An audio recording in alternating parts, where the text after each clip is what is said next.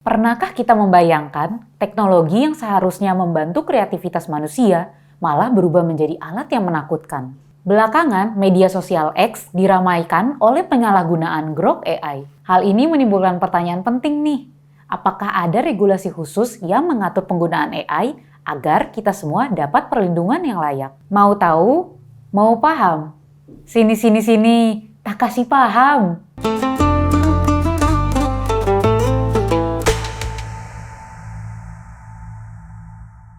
Selain masalah deepfake seksual, penggunaan AI juga berpotensi melanggar sejumlah aspek terkait privasi, data pribadi, dan hak kekayaan intelektual. Karena itu, sejumlah negara mulai menyusun regulasi khusus. Seperti di Uni Eropa, Dewan dan Parlemen Uni Eropa telah menyepakati rancangan akhir EU AI Act atau regulasi AI berbasis hard law yang berlaku secara horizontal dan bersifat one size fits all.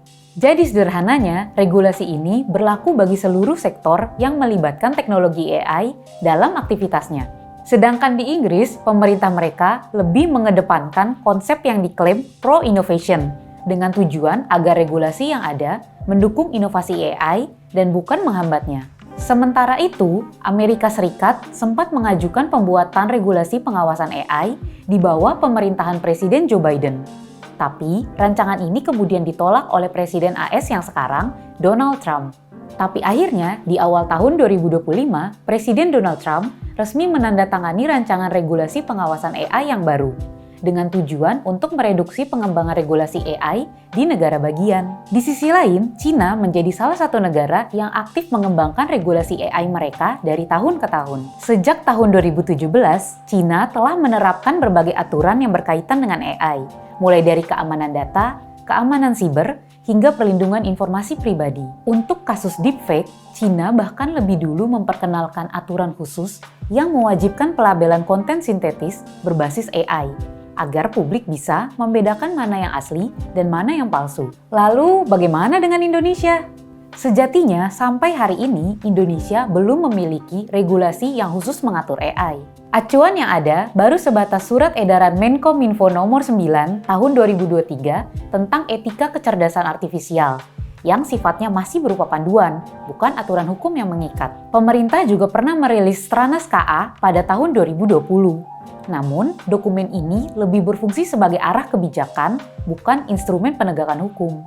Lantas, bagaimana dengan masalah deepfake seperti yang terjadi di media sosial X dengan Grok AI mereka?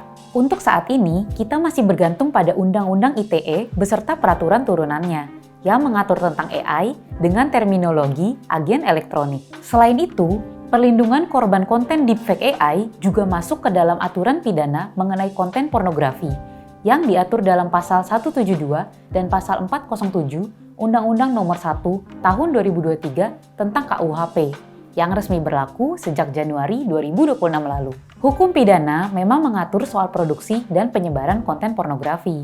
Namun, aturan tersebut belum dirancang khusus untuk menghadapi kompleksitas teknologi AI. Selain aturan hukum yang disebutkan tadi, ada juga regulasi yang mengatur AI secara spesifik di ranah tertentu. Di luar itu, Indonesia juga memiliki Undang-Undang Perlindungan Data Pribadi serta panduan etika AI di sektor tertentu, seperti di industri keuangan. Tetapi semua ini masih bersifat parsial, tersebar di berbagai aturan, tanpa satu payung hukum yang utuh. Pada akhirnya, regulasi bukan soal membatasi inovasi. Justru sebaliknya, ia diperlukan agar teknologi bisa berkembang secara bertanggung jawab. Karena pertanyaan terpentingnya bukan lagi sejauh apa yang bisa dilakukan AI, tapi, apa yang tidak boleh dilakukan AI dan siapa yang bertanggung jawab ketika batas ini dilanggar?